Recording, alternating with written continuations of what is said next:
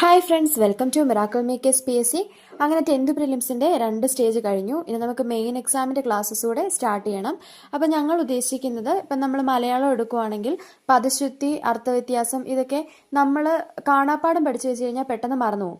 അപ്പം നമ്മൾ ഇതെങ്ങനെയാണ് പഠിക്കുന്നതെന്ന് വെച്ച് കഴിഞ്ഞാൽ, പദശുദ്ധിക്കകത്ത് നമ്മൾ ഓരോ വാക്കുകളും പറയും. ആ വാക്കുകൾ നിങ്ങളൊരു പേനയും പേപ്പറും എടുത്ത് എഴുതി നോക്കുക. എഴുതി നോക്കിയിട്ട് നമ്മൾ വീഡിയോയുടെ ലാസ്റ്റ് ആയിരിക്കും അതിൻ്റെ റൈറ്റ് ആയിട്ടുള്ള ആൻസർ കൊടുക്കുന്നത്. അപ്പോൾ ആദ്യം നമ്മളൊരു പേനയും പേപ്പറും എടുക്കുക, എഴുതി വെക്കുക. എഴുതി വെച്ചിട്ട് ലാസ്റ്റ് നമ്മൾ അതിൻ്റെ ശരിയായിട്ടുള്ള ആൻസർ കൊടുക്കുന്നുണ്ട്. അപ്പോൾ ആൻസർ നോക്കി നിങ്ങൾ തന്നെ ചെക്ക് ചെയ്ത് നോക്കുക. അങ്ങനെയാണെങ്കിൽ നമുക്ക് ഇത് കാണാപ്പാഠം എഴുതി പഠിക്കേണ്ട ഒന്നും ആവശ്യം വരത്തില്ല.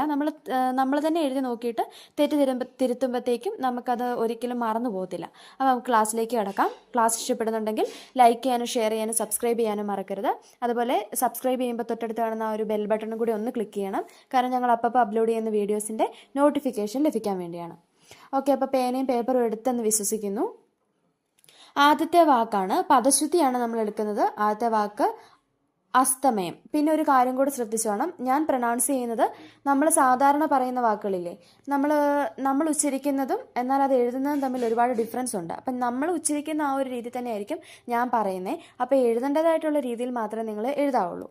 ഒരു എക്സാമ്പിൾ പറയുവാണേ, സാധാരണ നമ്മൾ ഹാർദവം എന്ന് പറയുന്നൊരു വാക്ക് കേട്ടിട്ടുണ്ടായിരിക്കും. പക്ഷെ അത് ഒറിജിനലായിട്ട് എഴുതുന്നത് എങ്ങനെയാണ്? ഹാർദംന്നേ ഉള്ളൂ. ഹാർദവം എന്നൊരു വാക്ക് ഇല്ല. അപ്പോൾ അത്തരത്തിൽ നമ്മൾ എങ്ങനെയാണ് പ്രൊനൗൺസ് ചെയ്യുന്ന ആ ഒരു രീതിയിലായിരിക്കും ഞാൻ പറയുന്നത്. അപ്പം നിങ്ങൾ എഴുതുമ്പം അത് ഓർത്ത് വെച്ചിട്ട് വേണം എഴുതാൻ. ഓക്കെ, ആദ്യത്തെ വാക്ക് നമ്മൾ പറഞ്ഞു അസ്തമയം. രണ്ടാമത്തെ വാക്ക് അതിഥി, യൗവനം, നിഘണ്ടു, കയ്യാമം, കൈയക്ഷരം, പ്രതിഷ്ഠ,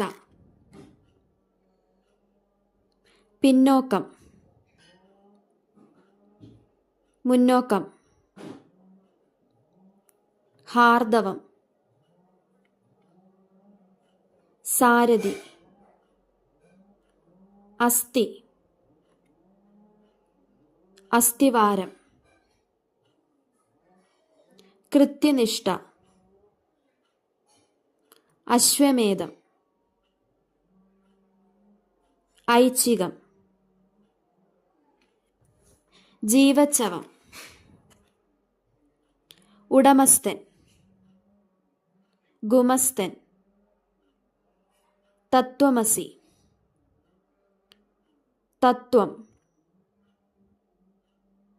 അടിമത്തം, കവയത്രി,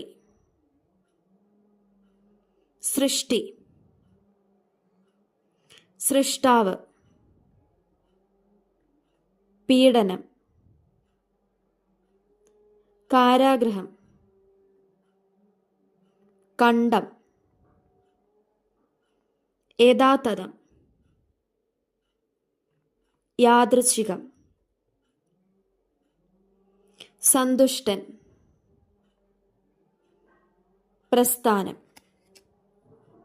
ഓക്കെ, എഴുതാൻ കിട്ടാത്തവർ ഒന്ന് റിവൈൻഡ് അടിച്ചിട്ട് എഴുതി നോക്കിയാൽ മതി. അപ്പോൾ ഇതിൻ്റെ ആൻസേഴ്സ് നമുക്കിനി നോക്കാം. ആദ്യം നിങ്ങൾ ഇത്ര എഴുതി തീർക്കുക, എന്നിട്ട് ഒന്നുകൂടെ ഒന്ന് റീഡ് ചെയ്ത് നോക്കുക. തെറ്റ് ഏതെങ്കിലും ഉണ്ടെന്ന് നിങ്ങൾക്ക് തോന്നിയാൽ ഒന്ന് തിരുത്തുക, എന്നിട്ട് യഥാർത്ഥ ആൻസർ നിങ്ങൾ നോക്കുക. അപ്പോൾ അസ്തമയം എന്ന് എഴുതുന്നത് എങ്ങനെയാണെന്ന് നോക്കിയേ. അസ്തമയം, അസ്തമനം അല്ല, അസ്തമയം. അതിഥി, യൗവനം, ഇവ ഇല്ല കേട്ടോ, യൗവനം, വെറും വായേ ഉള്ളൂ, യൗവനം. നിഘണ്ടു, കയ്യാമം, ഇയ ഇല്ല. നമുക്ക് എല്ലാവർക്കും ഒരു തെറ്റ് പറ്റുന്നതാണ്. കയ്യാമവും കയ്യക്ഷരവും ഇയ ചേർക്കും, ഇയ ഇല്ല. കയ്യാമം, കയ്യക്ഷരം. പ്രതിഷ്ഠ, ആ പ്രതിഷ്ഠയുടെ ടായാലേ നമുക്ക് എപ്പോഴും തെറ്റിപ്പോകുന്നേ. അപ്പോൾ ഒരു പൂജ്യം ഒന്ന് ഓർത്തിരുന്നാൽ മതി. പ്രതിഷ്ഠ. പിന്നോക്കം, പിന്നാക്കം എന്നാണ് നമ്മൾ പറയുന്നത്. പിന്നാക്കം, പിന്നോക്കം അല്ല, പിന്നാക്കം. മുന്നാക്കം, പിന്നാക്കം, മുന്നാക്കം. ഹാർദവം, വായുണ്ടോ? ഇല്ല, ഹാർദം. സാരഥി, ആ ദായ ഏതാ നോക്കണം, സാരഥി. അസ്ഥി, അസ്ഥി എന്ന് എഴുതുന്നതിൻ്റെ സായും തായും കണ്ടോ, അസ്ഥി. തായല്ല എന്ന് ഓർത്ത് വെച്ചോണം, അസ്ഥി. അതേസമയം അസ്ഥിവാരം എഴുതുമ്പം താ വേണം. കൃത്യനിഷ്ഠ, അപ്പോൾ പ്രതിഷ്ഠയ്ക്കും കൃത്യനിഷ്ഠയ്ക്കും താ ഏതാന്ന് ഓർത്തോണം. അശ്വമേധം, ഏത് തായാണ്? ത ഇഥ ദ ഇഥ. അപ്പം ഏത് ദായാന്ന് ഓർത്തോണം. ദ അശ്വമേധം. ഐച്ഛികം ചായും ഇച്ചായും കൂടെ ചേരുന്ന ഐച്ഛികം. ജീവച്ഛവം ചായും ഇച്ചായും കൂടെ ചേരുന്ന തന്നെയാണ്. പിന്നെ ഉടമസ്ഥൻ, ഉടമസ്ഥൻ സായും തായും കൂടെ ചേർന്നാണ്. പക്ഷെ ഗുമസ്തനോ സായും തായും. മറ്റേതെങ്ങനെയാണ്? ഉടമസ്ഥനും ഗുമസ്തനും തമ്മിലുള്ള ഡിഫറൻസ് നോക്കിക്കോണം. സായും ഏത് തായാന്നും കൂടെ ഓർത്തോണം. ഗുമസ്തൻ്റെ അകത്ത് തായാണ് നമ്മൾ ആദ്യം എഴുതുന്ന താ. തത്വമസി ഇത്തായിക്ക് ഇരട്ടിപ്പുണ്ട്, തായിക്ക് ഇരട്ടിപ്പുണ്ട്. തത്വമസി. പിന്നെ തത്വം, അതും ഇരട്ടിപ്പുണ്ടെന്ന് ഓർത്തോണം. അടിമത്വമല്ല അടിമത്തം. കവയിത്രി, കവയിത്രി എന്നാണ്, കവയിത്രി. സൃഷ്ടി, സൃഷ്ടാവല്ല സൃഷ്ടാവാണ്, സൃഷ്ടാവ്, സൃഷ്ടാവ്.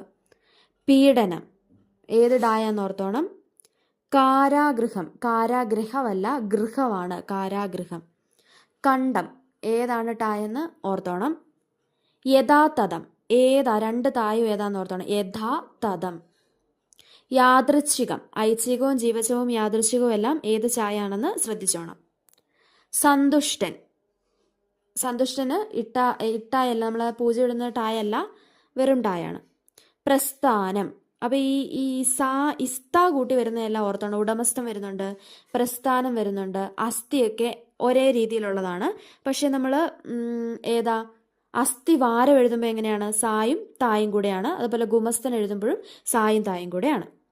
ഓക്കെ, നമ്മൾ PSC ചോദിച്ചിട്ടുള്ള പദശുദ്ധി മാത്രമാണ് നോക്കിയിട്ടുള്ളത്. അപ്പോൾ PYQs ഇനിയും ഉണ്ട്. അപ്പം നിങ്ങൾക്ക് ഈ ഒരു രീതി പ്രയോജനപ്പെടുന്നുണ്ടെങ്കിൽ നിങ്ങൾ ഉറപ്പായിട്ടും കമൻ്റ് ആയിട്ട് രേഖപ്പെടുത്തണം.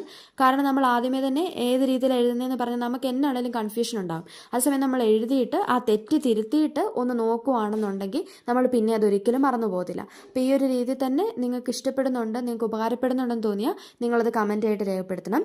ചാനൽ ഇഷ്ടപ്പെടുന്നുണ്ടെങ്കിൽ കൂട്ടുകാരിലേക്ക് കൂടി ഷെയർ ചെയ്യണം. ഓക്കെ, അടുത്ത വീഡിയോ ആയിട്ട് പദശുദ്ധിയുടെ അടുത്തൊരു ക്ലാസ്സുമായിട്ട് വീണ്ടും കാണാം. Thank you.